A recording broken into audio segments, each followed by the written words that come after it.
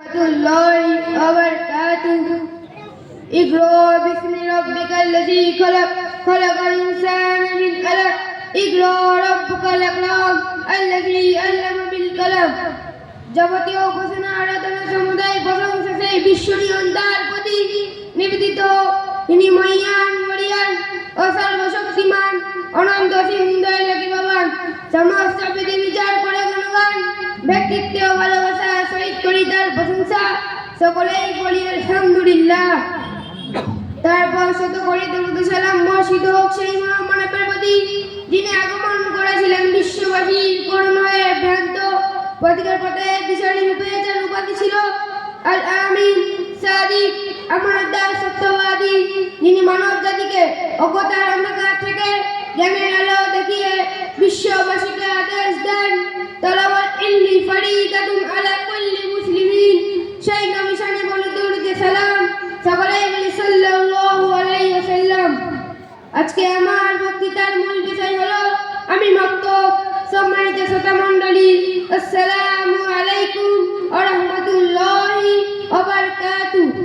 আপনারা আমাকে দেখে চিন্তিত এবং অবাক হবেন, তার কারণ আমার আসল পরিচয় এখনো পর্যন্ত আপনারা জানতে পারেননি। যদি আমার আসল পরিচয় আপনারা জানেন তাহলে আশ্চর্য হয়ে যাবেন, হয়তো কারো কান্না আসতে পারে।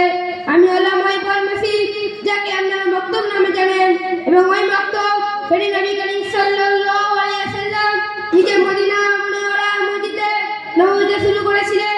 সেই মাকতুবের ছাত্র হাদিসের হাফেজ আবু হুরায়রা রাদিয়াল্লাহু তাআলা আনহু, কিরাতিল ইমাম উবাই ইবনে কাব রাদিয়াল্লাহু তাআলা আনহু, মুজাহিদ আলী রাদিয়াল্লাহু তাআলা আনহু। ওই মাকতুব যার তালিম এবং তালিমের দ্বারা কোডিং তমদিল নাম হয়েছে। এই মাকতুবের মাধ্যমে মানুষ তাদের পাত্র হয়েছে, অসৎ চরিত্র থেকে উত্তম চরিত্র শিখেছে, প্রকৃতপক্ষে মানুষকে সম্মান দিয়ে শিখেছে এবং জীবনে সত্যর রূপ খুঁজে পেয়েছে, সকলের সাথে সৎ ব্যবহার করা শিখেছে। সদমণ্ডলী, কিন্তু আজকে আমি হতাশ। আমার চোখ তো গভীর মসরুফ হয়ে যাচ্ছে, আমার বুকে কান্নার হিচকি এসে আটকে যাচ্ছে, আমার অন্তরে ব্যথা শোনার জন্য কারো কাছে সময় নেই। যাকে হাত চানি দিয়ে ডাকি সেই মুখ ফিরে চলে যায়। আমার কি এটাই অন্যায় যাই মাকতুব?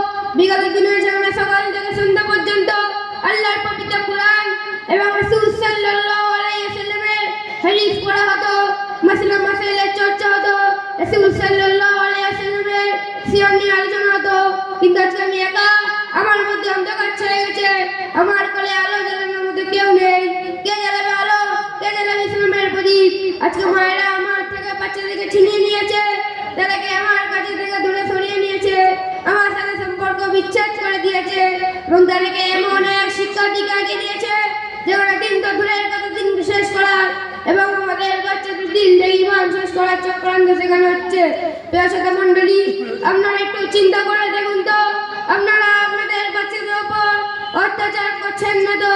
নিজের হাতে কলিজার টুকরাকে জাহান্নামের আগুন থেকে ঢেলে দিচ্ছেন না তো? ইসলাম ধর্মে তাদের পিতা মাতার উপর তাদের বাচ্চাদের তিনি শিক্ষা দেওয়া অপরিহার্য। তাই আমি আপনাদের কাছে আবেদন জানাচ্ছি যে আপনারা আপনাদের অমূল্য রতন ভবিষ্যৎ আল্লাহকে আমার করে দিন। আমি তাদের জীবনকে ধন্য করে দেব এবং নবী সাল্লাল্লাহু আলাইহি ওয়াসাল্লামের মধুর চরিত্র এবং তার বাণী শেখাবো, তাদের আখিরাতের রাস্তা সহজ করে দেব, জান্নাতের পথের প্রতীক করে দেব।